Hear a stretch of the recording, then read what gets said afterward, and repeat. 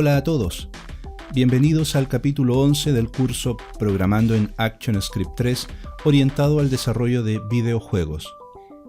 En esta oportunidad profundizaremos más en las sentencias para control de flujo alternativo mediante las sentencias if-else, else-if, switch case y el operador condicional. Además estudiaremos el concepto de anidación. Les recuerdo que para este curso es necesario que estén familiarizados con el entorno de Flash y sus herramientas básicas. Si estás recién incorporándote al curso o no lo has visto desde el principio, quizás no logres entender alguno de los conceptos o códigos que estudiaremos en este video. En tal caso, te recomiendo ver los capítulos anteriores. En ellos, desde el capítulo 1, inicio explicando en detalle cada línea de código y cada concepto desde lo más básico. En la descripción bajo el video he dejado un enlace para ver la lista completa de ellos. También he dejado un enlace para descargar los archivos editables de los ejemplos que veremos en este capítulo. Si este curso está siendo de tu agrado y te está ayudando, no olvides dar clic en me gusta. También puedes ayudar a difundir ActionScript 3 compartiendo este video en tus redes sociales y así más personas conocerán este curso gratis. También te invito a suscribirte, de esta forma sabrás cada vez que suba un nuevo video. Sé que muchos de ustedes han seguido el curso desde el inicio y ya conocen lo básico sobre sentencias de control, así que solo daré una breve explicación sobre ese concepto antes de pasar a los nuevos temas. Las sentencias de control nos permiten manejar el flujo u orden en que son ejecutadas las instrucciones de un programa. Estas sentencias nos permiten dotar a nuestros programas con la capacidad de tomar decisiones, a modo que puedan, en determinado momento, decidir hacer o no hacer una determinada tarea, o realizar una entre dos tareas, o incluso realizar una tarea de entre varias opciones. Cuando un programa carece de sentencias de control, decimos que su flujo es secuencial, o sea, cada instrucción o línea de código es ejecutada desde la primera a la última, una después de otra. Salvo que se trate de un programa muy sencillo, nuestros proyectos rara vez tendrán este flujo de ejecución. De hecho, en prácticamente todos los ejemplos que hemos revisado en los capítulos anteriores, ha sido necesario hacer uso de sentencias de control, como es la sentencia if y la sentencia else. Como dije anteriormente, estas sentencias permiten a nuestro código tomar decisiones, esto a través de la evaluación de condiciones. Mediante estas condiciones podemos permitir la ejecución de un determinado código, o bloquear dicha ejecución dependiendo si la condición fue verdadera o falsa, lo cual, como ya sabemos, se representa con los valores true y false respectivamente. La estructura general de una sentencia if es la siguiente. Escribimos la sentencia if y a continuación, encerrado entre paréntesis, escribimos la condición. Luego, entre dos paréntesis de llave, encerramos el bloque de instrucciones que se ejecutarán cuando la condición sea verdadera. Este sería el modelo más básico y simple de una sentencia if. Si la condición es verdadera, entonces ejecuta las instrucciones. De lo contrario, las ignora y continúa su camino.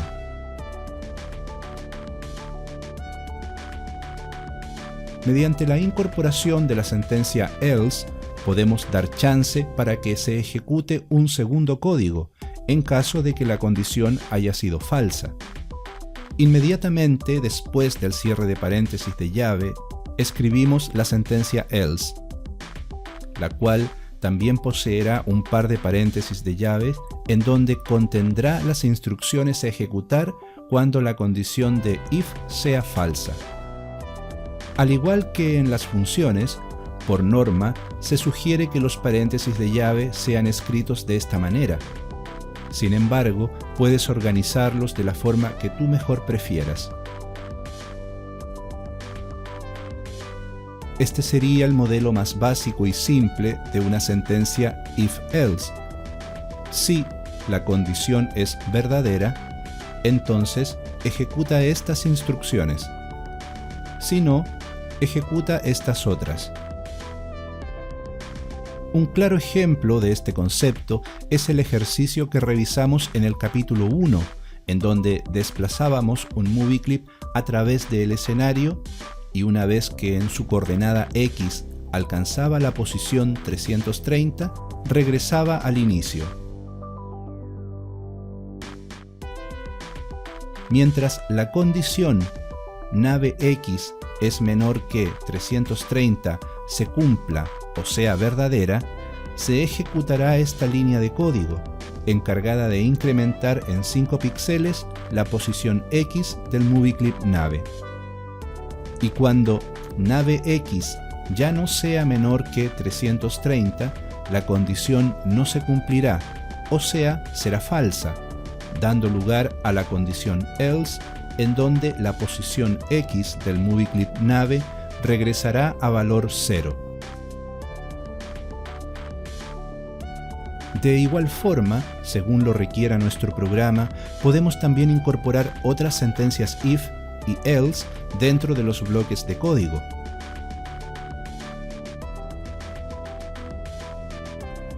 A este concepto de sentencias if dentro de otras sentencias if o dentro de sentencias else se le llama anidación o sentencias if anidadas. Las sentencias if anidadas serán un recurso que utilizaremos prácticamente la totalidad de veces que escribamos un programa para un videojuego. Hasta ahora, este ha sido el modelo de sentencias de control que hemos aprendido a utilizar, pero aún quedan otras más por conocer. Los programas pueden llegar a ser realmente complejos de entender o lentos en su ejecución si escribimos el código de forma desordenada e ineficiente.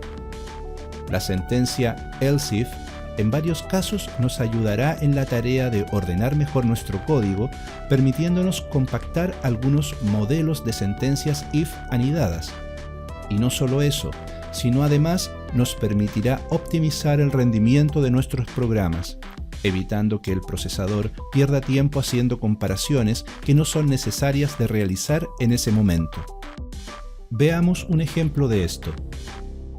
Pensemos en el clásico juego Pac-Man, en donde el jugador puede mover al personaje solo en 4 direcciones posibles: arriba, abajo, derecha e izquierda. La estructura de condiciones if podría ser algo así. Utilizaré recuadros para representar las tareas y condiciones, con el objeto de simplificar la explicación de este concepto. Ahora bien, si pensamos en cómo sería la estructura de condiciones que decide a cuál dirección se mueve Pac-Man, lo primero que se nos ocurra probablemente sería algo como esto.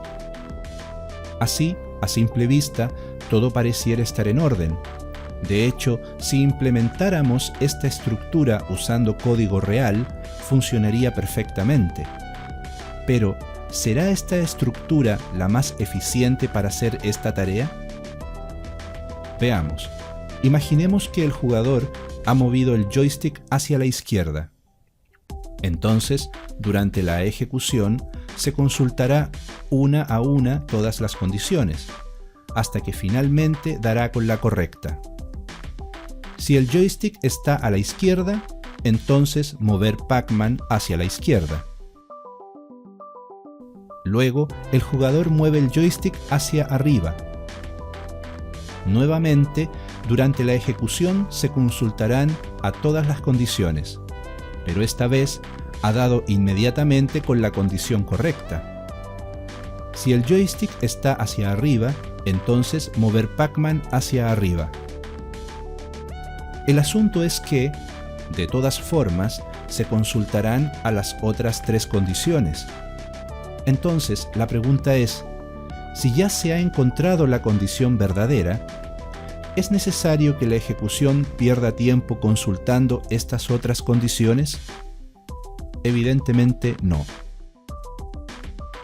Este es el caso típico en donde, de entre varias opciones, solo puede existir una opción válida a la vez. En este caso, una de 4, ya que, como Pac-Man no se mueve diagonalmente, solo tenemos 4 direcciones posibles, y solo puede funcionar una de ellas a la vez. Entonces tenemos que crear una forma en donde, apenas sea encontrada la condición que se cumple, todas las demás restantes del grupo sean ignoradas, y así la ejecución no perderá tiempo en revisarlas. La forma de conseguir esto sería mediante el uso de sentencias if-else anidadas.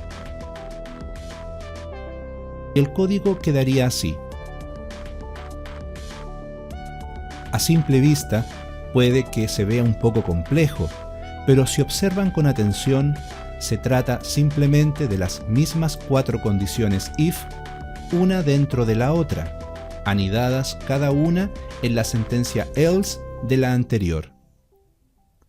Primero está la condición joystick arriba, la cual, si se cumple, moverá a Pac-Man hacia arriba. Si no, se ejecutará el código de else, en donde anidamos la siguiente sentencia if con la condición joystick abajo, la cual, si se cumple, Pac-Man se moverá hacia abajo. Si no, se ejecutará el código de else, en donde anidamos la siguiente sentencia if con la condición joystick derecha, la cual, si se cumple, Pac-Man se moverá hacia la derecha. Si no, se ejecutará el código de else, en donde anidamos la siguiente sentencia if con la condición joystick izquierda, la cual, si se cumple, Pac-Man se moverá hacia la izquierda. Si no, la ejecución continuará su camino fuera de los if anidados. Como pueden notar, con este modelo de estructura, apenas sea encontrada una condición que se cumpla, todas las demás restantes serán ignoradas. Por ejemplo, si el joystick estuviese hacia la derecha, la consulta de condiciones llegaría hasta aquí, y luego continuaría su recorrido fuera de los if anidados. O, si el joystick estuviese hacia arriba, la consulta de condiciones llegaría solo hasta aquí, y el resto sería ignorado, ahorrando así tiempo de ejecución. Quizá algunos de ustedes podría opinar que el ahorro de proceso es muy pequeño y no vale la pena tanto lío solo por esto. Pero esto es solo un pequeño ejemplo. Hay que pensar que, a futuro, nuestros juegos tendrán códigos mucho más complejos, llenos de condiciones, las cuales a su vez podrían contener más estructuras de opciones. Y si estas estructuras de decisiones no se procesan eficientemente, podrían generar retardo o lag innecesario en nuestros juegos. El ahorro de procesos entonces será también un factor importante al momento de pensar y planificar nuestros programas. Pero bueno, ahora iré al punto que realmente necesito explicarles. Ya sabemos que mediante este modelo de anidación podemos hacer que cuando una de las condiciones del grupo se cumpla, las demás no sean consultadas innecesariamente. Pero aún podemos hacer otras mejoras relacionadas con la forma de organizar el código.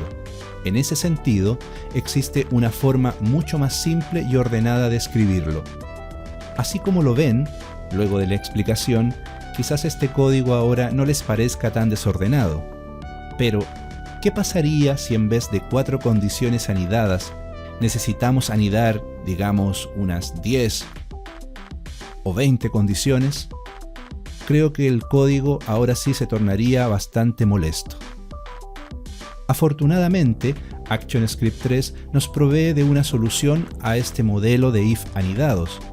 Se trata de la sentencia elseif. Elseif nos permite anidar las sentencias if sin necesidad de escribir el código en cascada, como vemos aquí. Basta simplemente, después de else, incluir el if con su condición correspondiente y repetir lo mismo para las siguientes condiciones.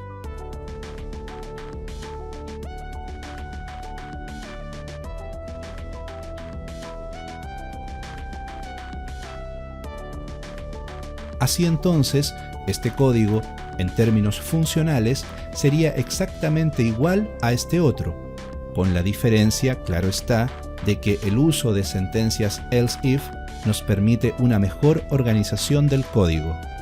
De hecho, si quisiéramos agregar más condiciones anidadas, sería tan simple como incorporarlas a continuación. Y por supuesto, también podríamos agregar al último un else simple, en caso de que al final necesitemos que algún código se ejecute si ninguna de las condiciones anteriores fue verdadera. En el caso de la otra versión del código, el equivalente sería agregar un else simple en la última sentencia if anidada.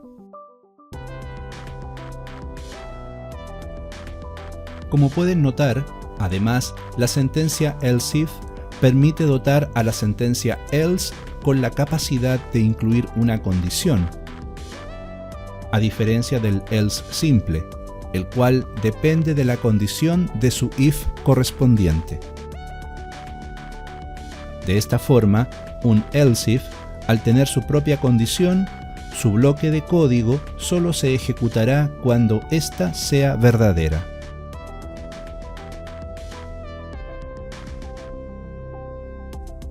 Las sentencias switch case, al igual que las sentencias else if, permiten agrupar un conjunto de opciones de tareas y ejecutar solo una de ellas. Lo que hace es comparar un valor principal con una lista de valores. La opción cuyo valor coincida con el valor principal será la elegida para ejecutar su bloque de código correspondiente. La estructura de una sentencia switch case es la siguiente. Escribimos la sentencia switch y entre paréntesis el valor que deseamos comparar. Este puede ser una variable o un valor directo. Luego abrimos paréntesis de llave y a continuación escribimos las opciones case seguido del valor que será comparado con el valor principal. Cada valor case debe estar seguido por 2 puntos y a continuación se especifican las instrucciones a ejecutar. Cada bloque de instrucciones debe ser obligatoriamente finalizado con la instrucción break, a excepción del último bloque, el cual puede opcionalmente tener un break, pero en realidad no es necesario incluirlo. Por supuesto, podemos agregar hacia abajo tantas opciones como necesitemos.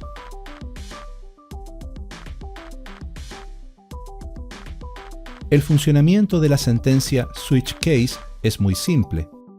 El valor principal es comparado con cada uno de los valores case, y el primero de ellos que coincida con el valor principal será elegido para ejecutar su bloque de instrucciones.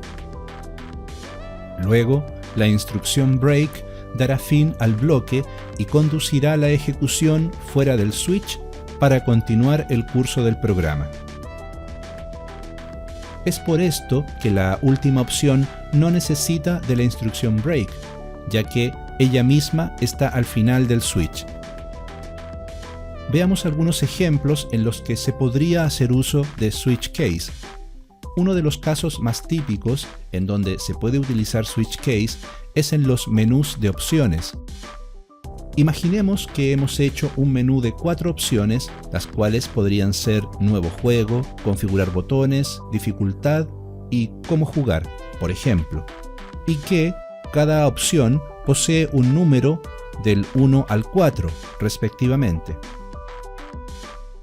El jugador elige una opción y el número de esta opción fue guardado en la variable opción elegida. Podríamos entonces, mediante un switch, comparar el valor de la variable opción elegida con los valores case 1, 2, 3 y 4. Entonces, cuando el valor de la variable opción elegida coincida con alguno de estos valores case, sea llamada, por ejemplo, una función específica que realice las tareas relacionadas con dicha opción del menú.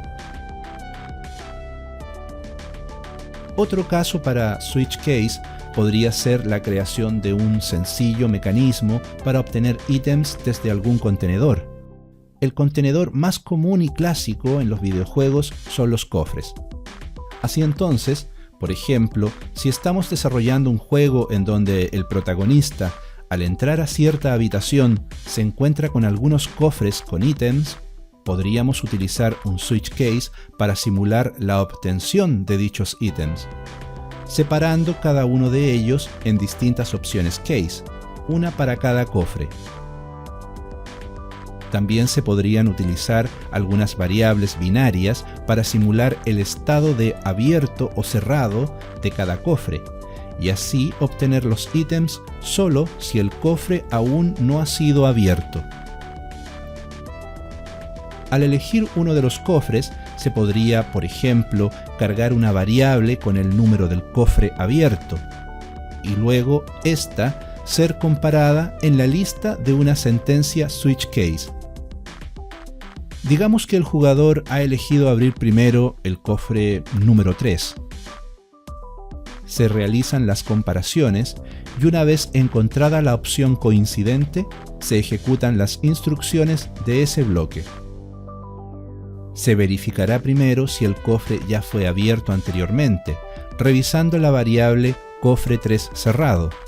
Si el cofre aún está cerrado, o en términos de código, la variable tiene valor true, entonces se llevarán a cabo las tareas que en este caso son incrementar en 40 la variable flechas y en 5 la variable bombas. Y luego cambiar el estado del cofre asignando a la variable cofre 3 cerrado el valor false, indicando con esto que el cofre ya fue abierto. Lo mismo se repite para el cofre 1 y el cofre 2, en donde el jugador obtendría algunas monedas y una poción. Debo aclarar que el objetivo principal de estos ejemplos es ayudar a comprender mejor cómo trabaja la sentencia switch case. Si bien, como acabamos de ver, podemos hacer uso de ella en cosas como un menú de opciones o recoger los ítems de un cofre, estas labores requieren de otras funciones y tareas adicionales. Por ejemplo, en el caso del menú, se está comparando el valor de la variable opción elegida, pero se supone que el valor de la variable opción elegida fue cargado de alguna forma con algún mecanismo antes del switch case. Lo mismo ocurre con el ejemplo de los cofres. Se está comparando la variable cofre elegido, pero esta variable debemos suponer que su valor fue cargado anteriormente con otro código encargado de esa tarea. Como dije anteriormente, estos ejemplos pretenden por el momento solo explicar el funcionamiento de switch case. Aún quedan muchos conceptos, técnicas y código por aprender, pero una vez que terminemos con todo lo básico, podremos comenzar con la programación orientada a objetos, que es en donde veremos en concreto cómo fabricar cada parte de un videojuego, como por ejemplo programar completamente un menú de opciones, o cómo gestionar en un juego los ítems y cofres, entre muchas otras cosas más. Otro punto interesante de las sentencias switch case es que el valor a comparar no tiene que ser necesariamente una variable. Este también puede ser un valor directo. Y de igual forma, los valores case, en vez de ser valores directos, pueden ser variables.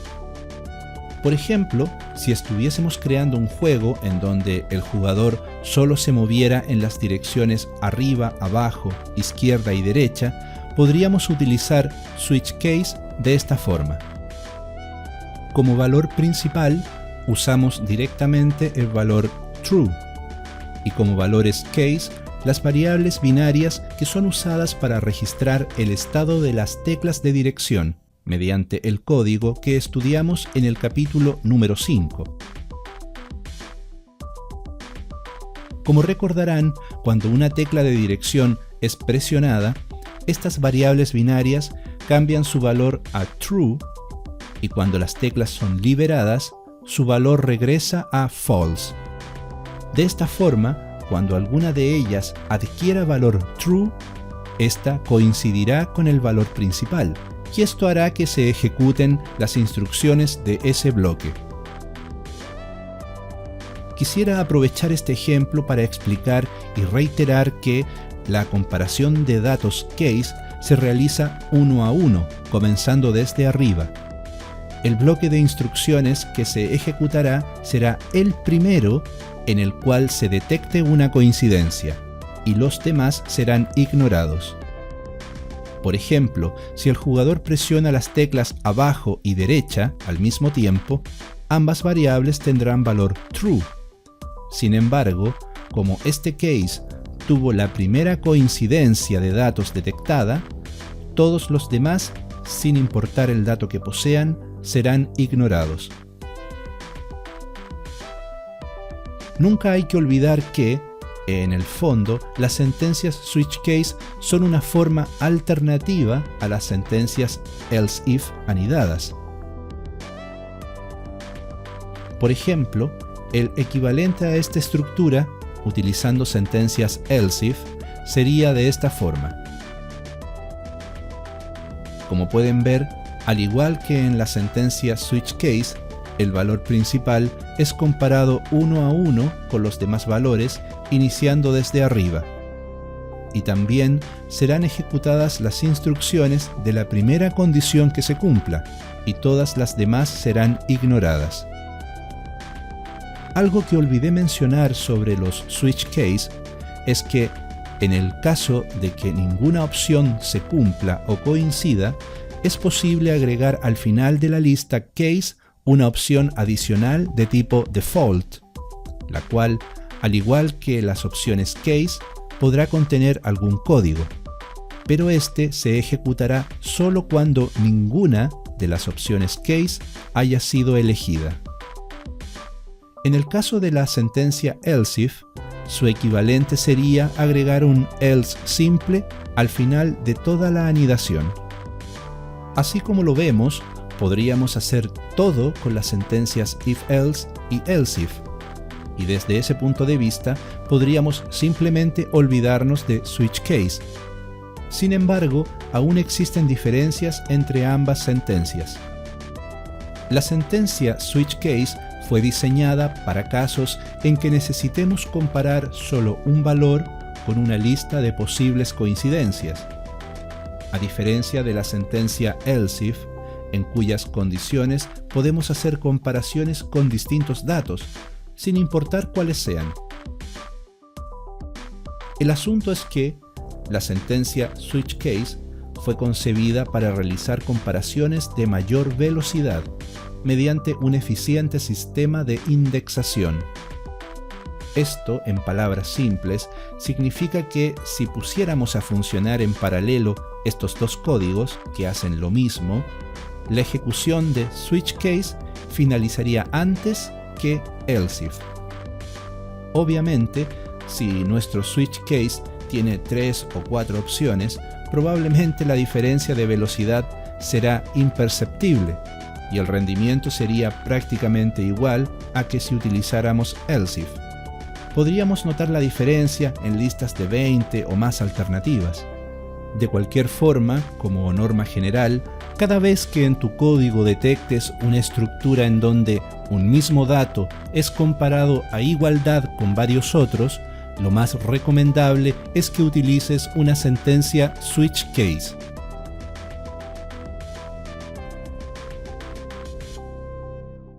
Otro aspecto interesante de las sentencias switch case es que podemos agrupar las opciones que ejecutan un bloque de código en común. En algunas ocasiones podría ser que necesitemos ejecutar un mismo bloque de código para más de una opción case, como en este ejemplo, que tenemos el mismo bloque de código para los valores 1, 3 y default, como también para los valores 2 y 4. Podríamos entonces agruparlos de esta forma, listando las opciones case con su correspondiente valor, a continuación el bloque de código,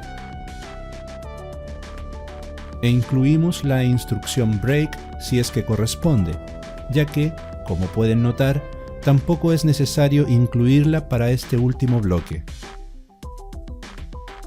Noten también cómo he escrito la opción default. Sin importar la ubicación en que ésta se encuentre, su bloque de código siempre se ejecutará, como ya sabemos, cuando ninguna de las otras opciones haya sido elegida.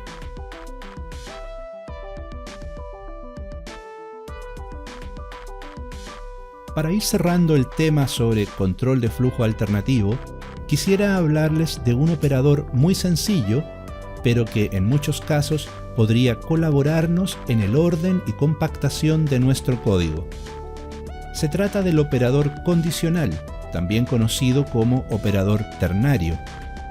En algunas oportunidades necesitaremos cargar nuestras variables con uno u otro valor, dependiendo del resultado de una condición. Por ejemplo, en esta sentencia if-else, la variable b será cargada con valor 100 o 200, dependiendo si esta condición fue verdadera o falsa. Vale decir que el valor de la variable b podrá ser una entre solo dos opciones.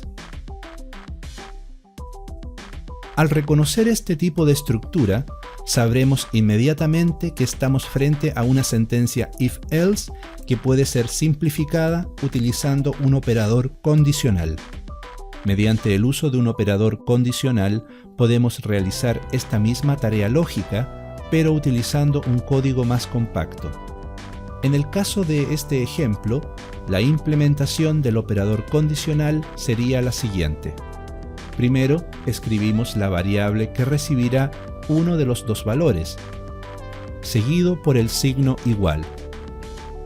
Luego, escribimos la condición, seguido de un signo de interrogación. Escribimos después el valor que debe ser devuelto en caso de que la condición sea verdadera. Luego escribimos dos puntos, seguido por el valor que será devuelto en caso de que la condición sea falsa. Y cerramos la línea con punto y coma. Así entonces, esto se leería de la siguiente forma. Si a es mayor que 10, entonces retorna 100. Si no, retorna 200. Y el valor retornado se asignará a la variable b. Como pueden ver, la lógica de este operador es idéntica al de esta otra estructura creada con una sentencia if-else. Sin embargo, además de lo compacto del código, existe otra pequeña gran diferencia, y es que el operador condicional retorna un valor. Esto hace posible utilizarlo en otros ámbitos, como por ejemplo incorporarlo como valor variable directamente en un cálculo, o formar parte de una condición, o simplemente, como ya hemos visto, utilizar su valor retornado para asignarlo a una variable. Con respecto al tipo de dato que componen a un operador condicional, no creo sea necesario explicarles cuáles son todas las posibilidades. Si bien, en este ejemplo, hemos hecho un uso simple de este operador, aplicando un poco de imaginación, te darás cuenta de que es posible realizar las más diversas y originales combinaciones. Y estos son solo algunos ejemplos. Estoy seguro de que ustedes podrán encontrar muchas otras aplicaciones posibles para este operador. En términos de lógica, las sentencias de control alternativo pueden llegar a conformar estructuras realmente complejas dentro de un programa y convertirse en un verdadero laberinto de toma de decisiones. Como ya les he comentado en capítulos anteriores, el modo de pensar de una persona no es igual a la de otra. En nuestro cerebro todos planeamos de formas distintas y por tanto cada uno de nosotros tendrá su propia lógica. Y estas diferencias se harán notar muy fuertemente en el uso de estas estructuras de condiciones. Debido a la enorme cantidad de posibilidades de organizar estas sentencias de control, es que me es imposible entregarles una receta absoluta de cómo utilizarlas para hacer una u otra cosa. Durante este curso, mediante ejercicios prácticos, les iré proponiendo formas de escribir el código para hacer una determinada tarea. Pero a ustedes, sin duda alguna, se les puede ocurrir un método totalmente distinto y que les guste más. En ese sentido, solo queda que ustedes exploren y experimenten al máximo con lo aprendido. En el ejercicio práctico de este capítulo utilizaremos el ejemplo que vimos en el capítulo número 6, dedicado a las funciones. En esta oportunidad aplicaremos lo aprendido en este capítulo para mejorar y optimizar un poco más el código del juego de naves. Además, les expondré una idea de cómo se podrían incorporar algunos enemigos en el juego. Como dije anteriormente, el código de este ejemplo fue explicado detalladamente en el capítulo 6. Si aún no lo has visto, te recomiendo que lo hagas antes de continuar con este ejercicio.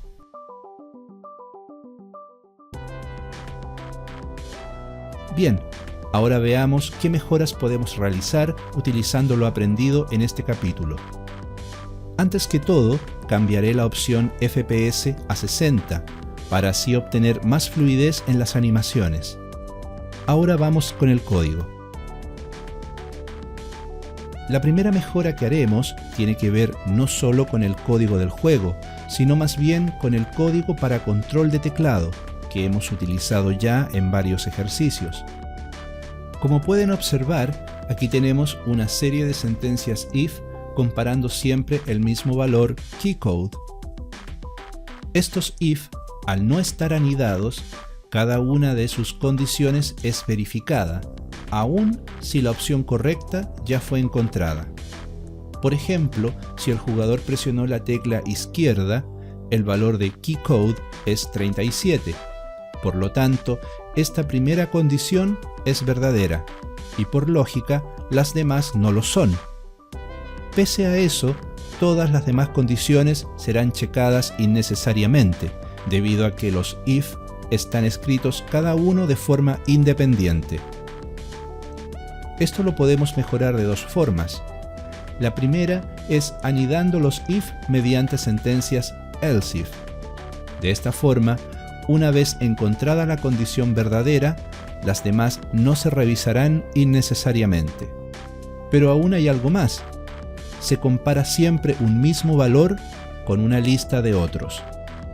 Esto da pie a la segunda forma de mejorar el código, que es mediante el uso de una sentencia switch case, la cual, en mi opinión, sería la mejor opción de ambas, ya que, como lo expliqué anteriormente, la sentencia switch case es más eficiente en tareas de comparación de un dato único a una lista de datos.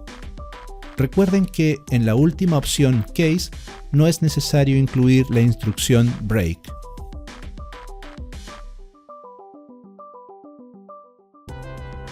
Así entonces, este será de ahora en adelante el nuevo aspecto del código de las funciones presionar tecla y liberar tecla.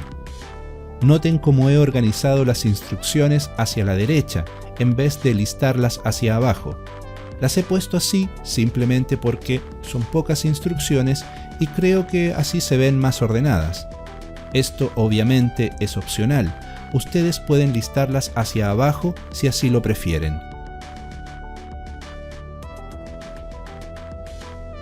Al aumentar la opción FPS, se ha aumentado también la frecuencia con la que se ejecuta el código, y esto hace que las animaciones se muevan más rápido. Por esta razón, hay que disminuir un poco el valor de las variables para velocidades de la nave, el láser y las rocas. En este caso asignaré los valores 5, 15 y 3 respectivamente.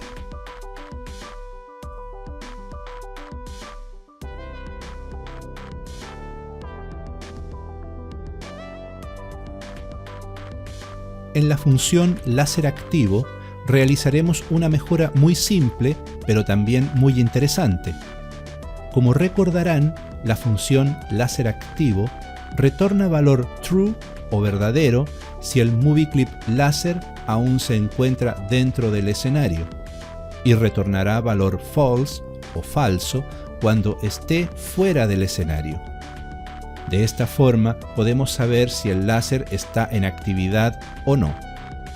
El código que elegí para realizar esta tarea es una sentencia if, cuya condición será true o verdadera siempre que la posición X del movie clip láser sea menor al límite láser. El asunto es que, si observan bien, al leer el código tenemos lo siguiente. Si la condición es verdadera o true, retornar valor true. De lo contrario, si la condición fue falsa o false, retornar valor false. Dicho de otro modo, estamos retornando el mismo valor que se puede obtener directamente de la misma condición. Cuando la condición es true, retorna true, y cuando la condición es false, retornará false. Así entonces, sería mucho más práctico y eficiente retornar directamente el resultado de la condición, de esta forma. De esto podemos deducir que las condiciones, en todas sus formas, tienen la propiedad de devolver un valor binario, vale decir, un valor true o un valor false. Al ser capaces de retornar un valor binario, si hubiésemos querido, también podríamos haber recuperado el valor de la condición en una variable y luego haber retornado esta. Pero creo que estarán de acuerdo conmigo que, en este caso, lo mejor es hacer el retorno usando directamente la misma condición. Probablemente más de alguno se estará preguntando ¿por qué no escribí así el código desde el principio? La razón es muy simple. Por aquel momento me interesaba hacer uso al máximo posible de las sentencias if en los ejemplos, a modo que los que recién estaban aprendiendo sobre estas instrucciones se familiarizaran bien con ellas. Pero, ya a estas alturas del curso, creo que el concepto de sentencias if-else está más que comprendido.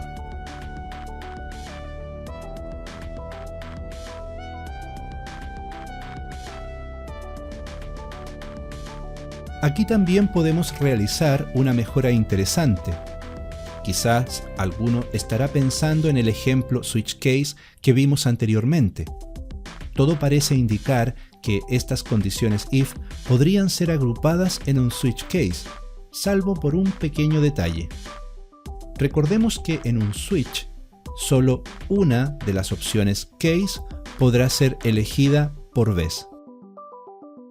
O sea que, si, por ejemplo, en algún momento necesitamos mover nuestra nave en esta dirección diagonal, presionaremos las teclas derecha y arriba.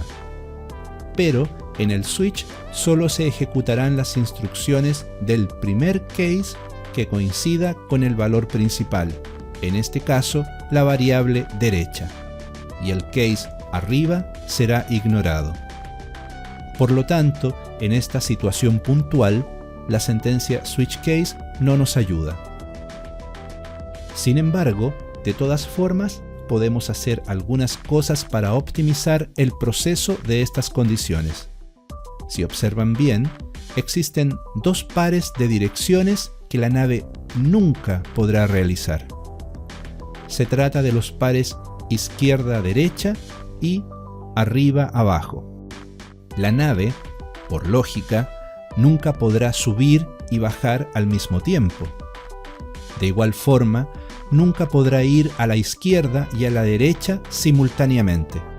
De modo que, aquí podemos hacer una muy pequeña, pero no menos importante mejora de procesos. Cuando la nave se mueva a la izquierda, no será necesario consultar por la condición derecha. Y cuando la nave se mueva hacia arriba, no será necesario consultar por la condición abajo. De esta forma, podríamos hacer uso de sentencias else if para anidar ambos pares de direcciones. Y de esta forma evitamos las consultas innecesarias y al mismo tiempo conservamos todos los movimientos diagonales producidos por las combinaciones izquierda arriba, izquierda abajo, derecha arriba y derecha abajo.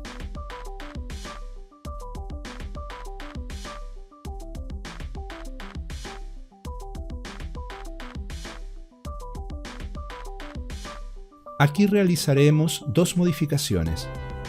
Una de ellas tiene que ver con el uso de la variable binaria mover láser, la cual podríamos omitir.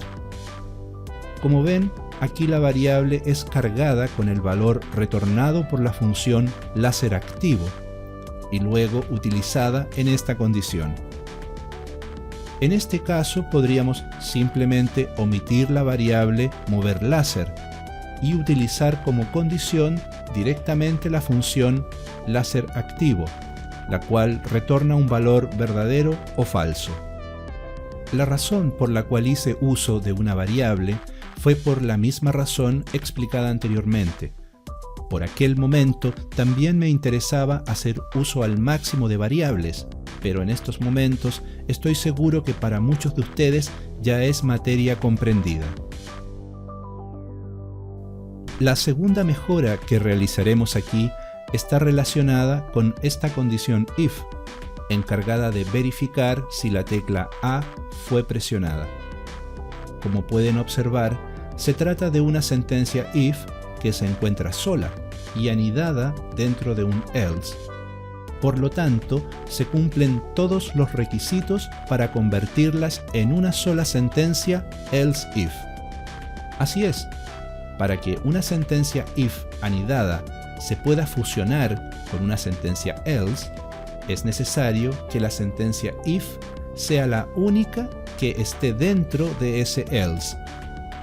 Si hubiesen otras instrucciones aparte de if, no sería posible juntarlas, ya que la estructura lógica no sería la misma.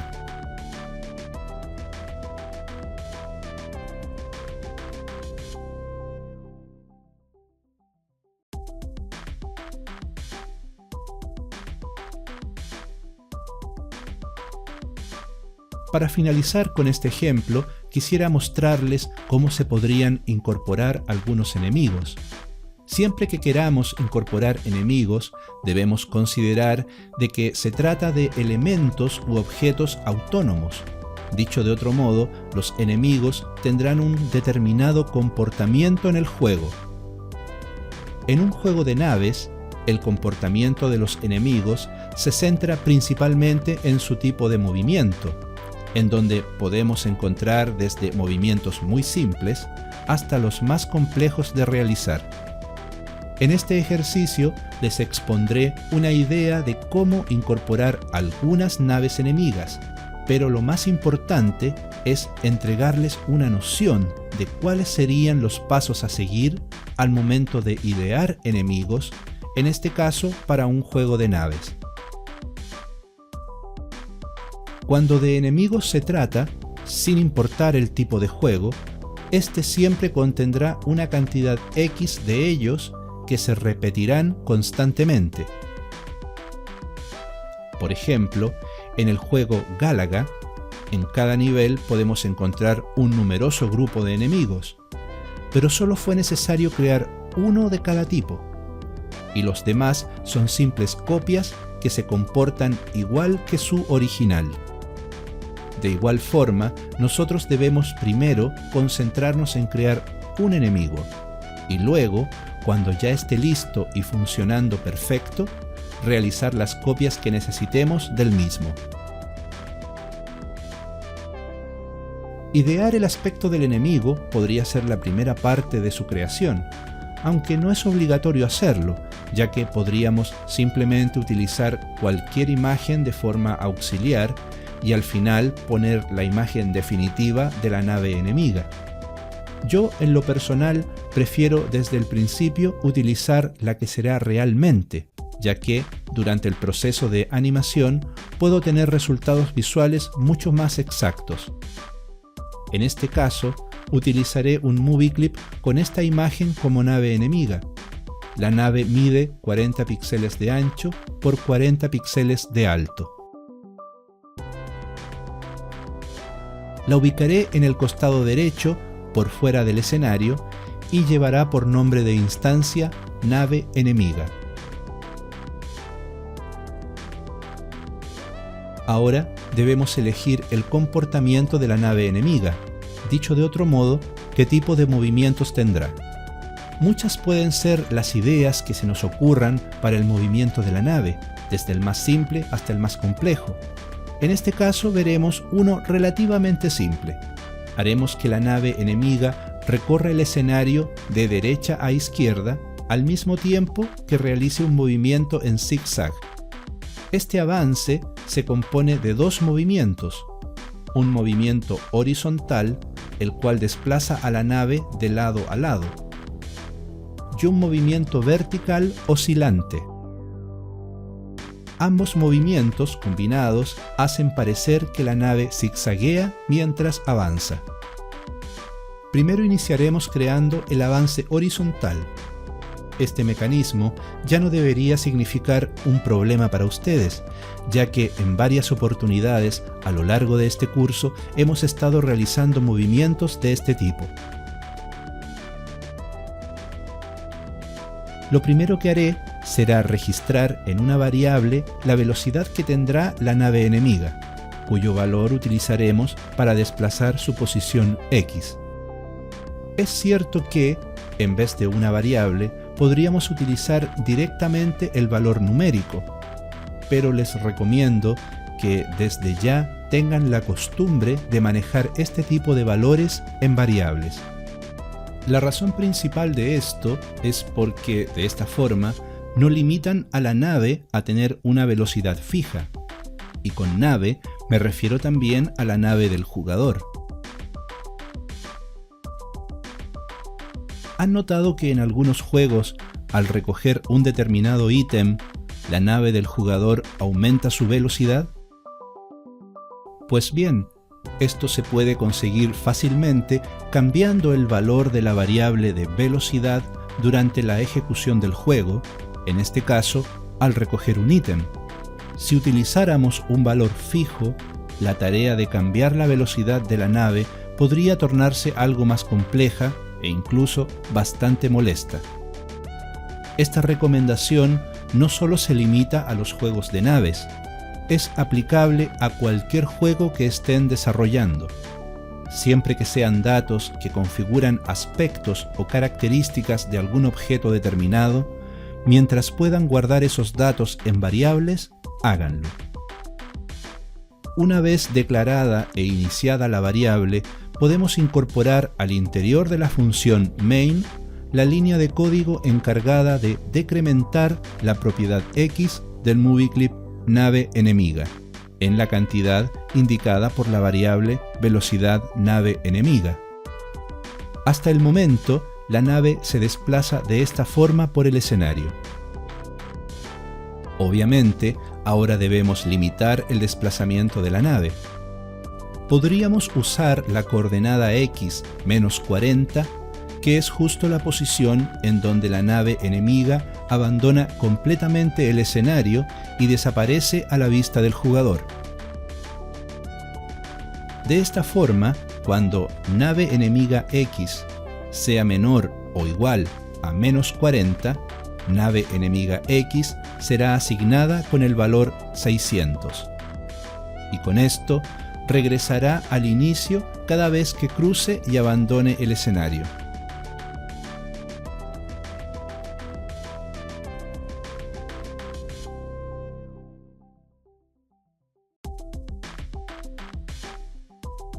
Ahora debemos crear el movimiento de oscilación vertical. Antes de empezar a escribir cualquier código, debemos detenernos un momento y observar de qué trata lo que vamos a hacer. Básicamente, lo que necesitamos hacer es que la nave oscile de forma vertical, vale decir que suba y baje constantemente. Para hacer esto, nos basaremos en el ejercicio que vimos en el capítulo 2, en donde usamos una variable binaria para decidir si la nave se desplazaba hacia la derecha o hacia la izquierda. En este caso, la utilizaríamos para señalar si la nave debe subir o bajar, de acuerdo a dos límites que estableceremos a 40 píxeles de distancia, tanto hacia arriba como hacia abajo.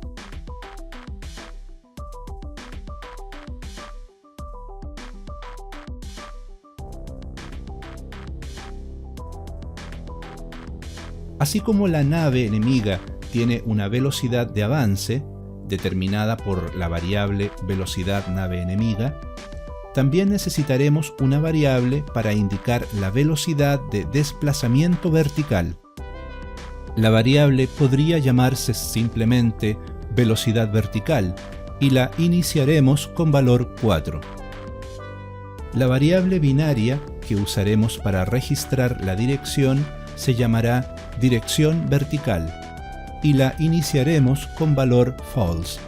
Consideraremos que false indica que la nave debe ir en bajada y el valor true indicaría entonces que la nave debe ir en subida.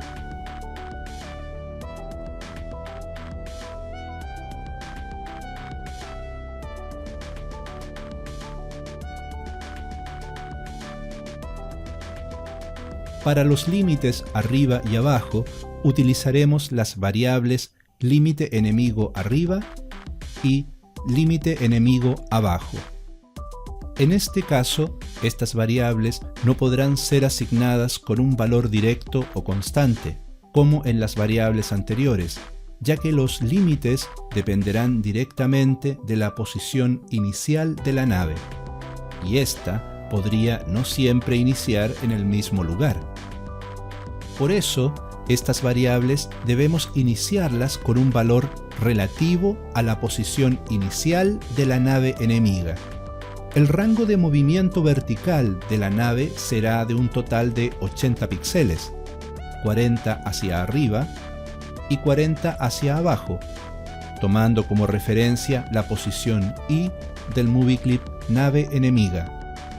De esta forma, podemos determinar que el límite de arriba será 40 píxeles menos que la posición Y de la nave enemiga, o sea, la variable límite enemigo arriba será igual a nave enemiga Y menos 40. De igual forma, la variable límite enemigo abajo será igual a nave enemiga Y más 40.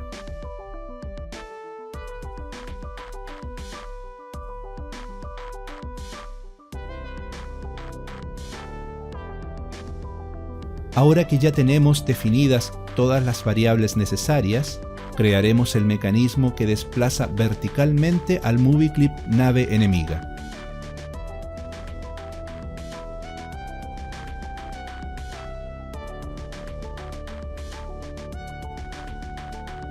Mediante una sentencia if-else, consultaremos a la variable binaria dirección vertical.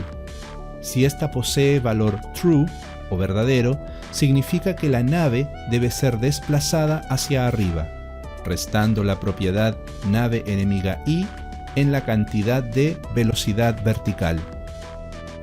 Y por el contrario, si dirección vertical tiene valor false, significa que la nave enemiga debe ser desplazada hacia abajo, sumando a la propiedad nave enemiga Y la cantidad de velocidad vertical.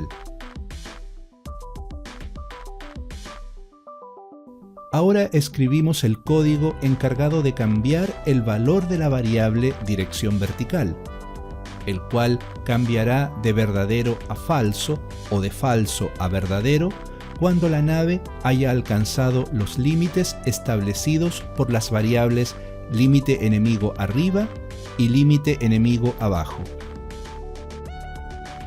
Así entonces, cuando la nave esté subiendo, en algún momento su propiedad I será menor al valor de límite enemigo arriba. Cuando esto ocurra, será el momento de cambiar el valor de la variable dirección vertical a false, y de esta forma la propiedad I de nave enemiga ahora se incrementará, haciendo que el movie clip comience a bajar, hasta que la propiedad I de nave enemiga en algún momento será mayor que límite enemigo abajo, lo cual hará que la variable dirección vertical regrese a valor true, produciendo que la propiedad I de nave enemiga otra vez se decremente. Y así el proceso se repite una y otra vez.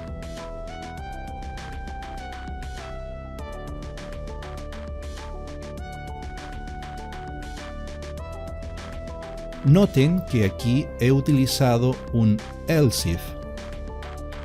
Este código también puede ser escrito con los if separados, de esta forma, pero lo he anidado con else if debido a que este también es el caso en que ambas condiciones nunca se cumplirán al mismo tiempo. Vale decir, la nave enemiga nunca llegará a ambos límites al mismo tiempo, o es uno o es el otro. Por eso decidí anidarlas, y de esta forma, cuando la nave enemiga llegue al límite de arriba, no consultará innecesariamente si ha llegado al límite de abajo.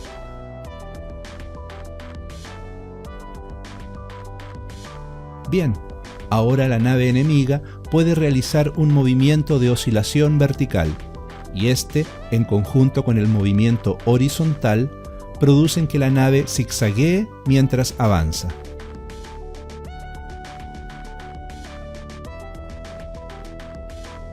Antes de finalizar el ejemplo, haremos una cosa más, y será que el láser pueda destruir la nave enemiga.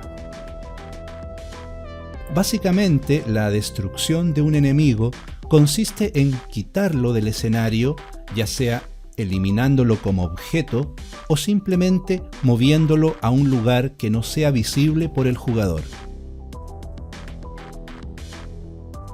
En este caso, haremos precisamente eso. Cuando el láser colisione con la nave enemiga, haremos que la nave regrese a su posición de origen y también posicionaremos el láser fuera del escenario. Con esto simularemos que la nave ha sido destruida junto con el láser. Para detectar la colisión entre la nave enemiga y el láser, utilizaremos el método HitTestObject, el cual hemos estudiado en el capítulo 10. Así entonces, la primera idea del código sería algo así. Al ejecutar el código, cada vez que el láser colisione con la nave enemiga, ambos serán enviados a la posición 600 de la coordenada X. Con esto, el láser quedará automáticamente inactivo y listo para ser disparado nuevamente, y la nave enemiga reiniciará otra vez su recorrido, dando la impresión de que se trata de una nave distinta.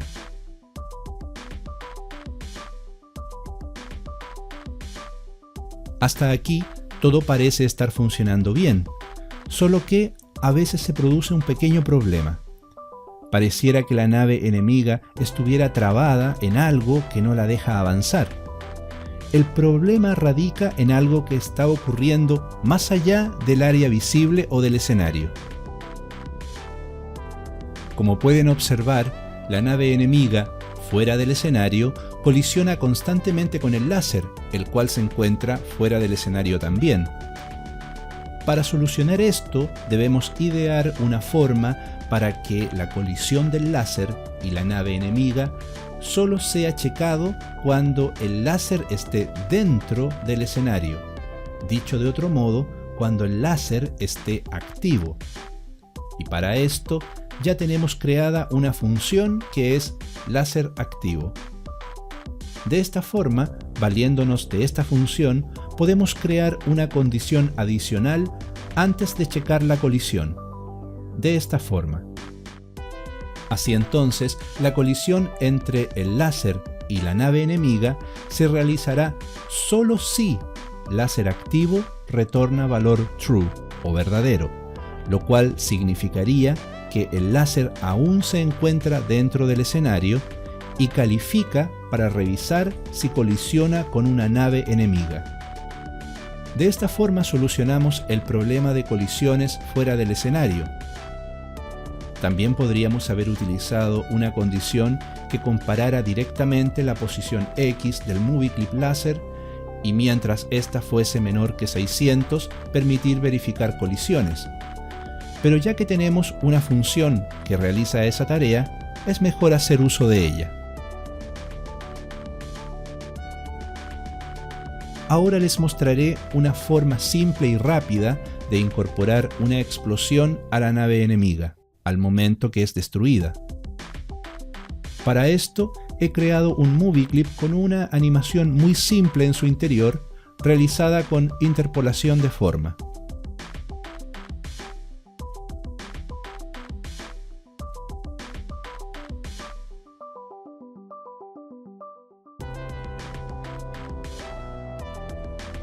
Al final de ella incluyo un fotograma con la instrucción Stop.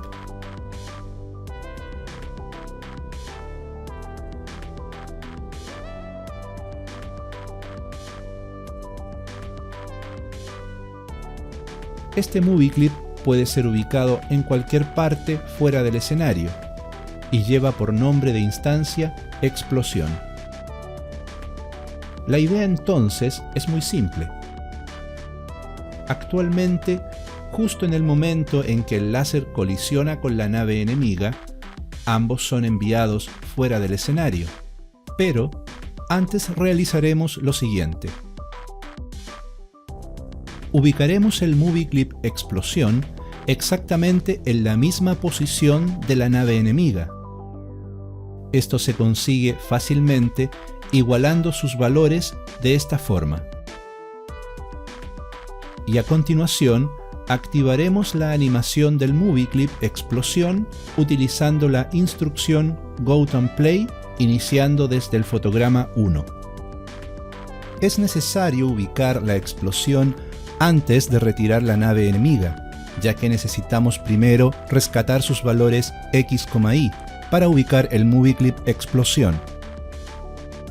De esta forma, al colisionar el láser con la nave enemiga, se produce un efecto de explosión casi al mismo tiempo que la nave desaparece junto con el láser.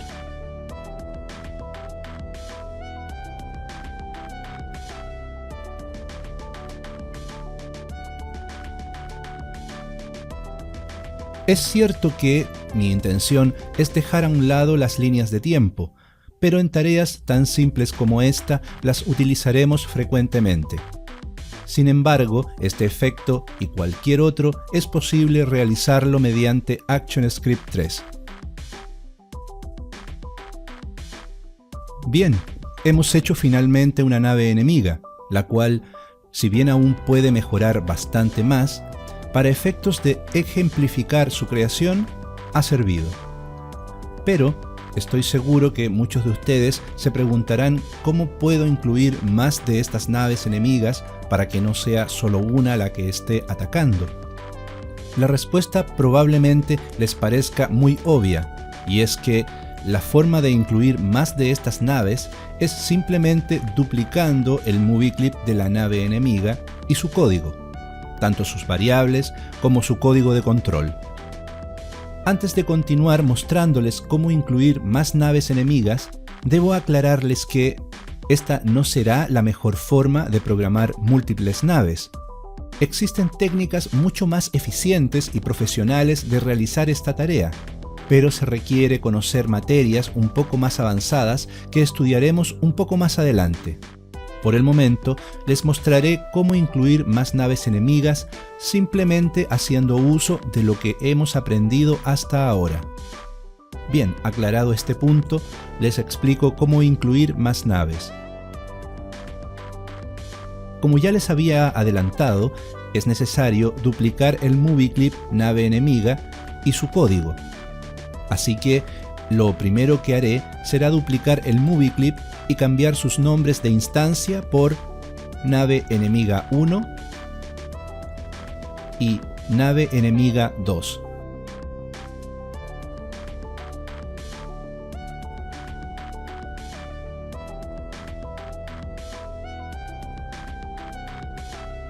Luego copiamos y pegamos todas las variables asociadas a la nave enemiga y cambiamos sus nombres a modo de identificar cada grupo. De esta forma, podemos diferenciar fácilmente cuáles corresponden a la nave 1 y a la nave 2. Adicionalmente, podríamos realizar algunas variaciones en los valores de ambas naves enemigas. De esta forma, podemos hacer que sus comportamientos sean un poco distintos.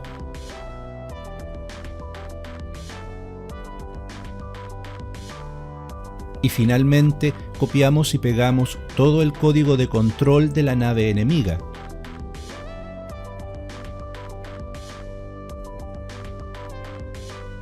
Y cambiamos los nombres de las variables.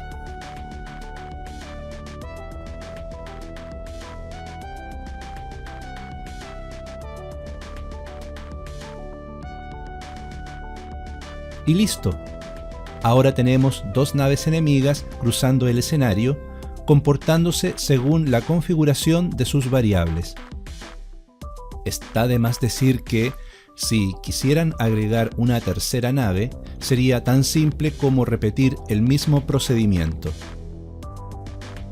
Antes de finalizar este capítulo, me gustaría hacer una pequeña aclaración con respecto a los ejercicios prácticos. Tanto este como todos los ejercicios que revisaremos en esta primera etapa básica del curso están pensados y adaptados para ejemplificar y poner en práctica los temas que se estudian en cada capítulo. Por ejemplo, este ejercicio, si bien representa el desarrollo de un juego de naves, el propósito principal de este no es enseñar cómo se debe hacer un juego de naves. El propósito principal es poner en práctica todo lo que hemos aprendido hasta ahora en cuanto a código. Por supuesto, siempre trato de orientar los ejemplos a algún tipo de videojuego, en este caso de naves, en donde aprovecho de entregarles algunas nociones de cosas que más adelante necesitaremos saber para crear correctamente un juego de naves, o un juego de autos, o un juego de cualquier tipo. Así que debo pedirles que en esta primera parte básica del curso tomen los ejercicios como simples ejemplos de lo que vamos aprendiendo en cada capítulo y no como un molde a seguir, ya que, como habrán notado, poco a poco hemos ido cambiando y mejorando el código de los ejercicios, debido a que vamos aprendiendo cosas nuevas en cada capítulo. En algunos capítulos más comenzaremos nuestros primeros pasos en programación orientada a objetos. En ese momento podríamos decir que habremos pasado del nivel básico al nivel intermedio, y para aquel entonces ya tendremos los conocimientos y herramientas necesarias para programar con facilidad todas las partes y mecanismos que componen un videojuego. Bien amigos, hemos llegado al final de este capítulo. Como siempre, en la descripción bajo el video he dejado un enlace para descargar el archivo editable del ejemplo que hemos visto ahora. Si este video te ha servido, no olvides dar clic en me gusta y suscribirte. De esta forma sabrás cada vez que suba un nuevo video. También puedes compartirlo en tus redes sociales y así más personas conocerán este curso gratis.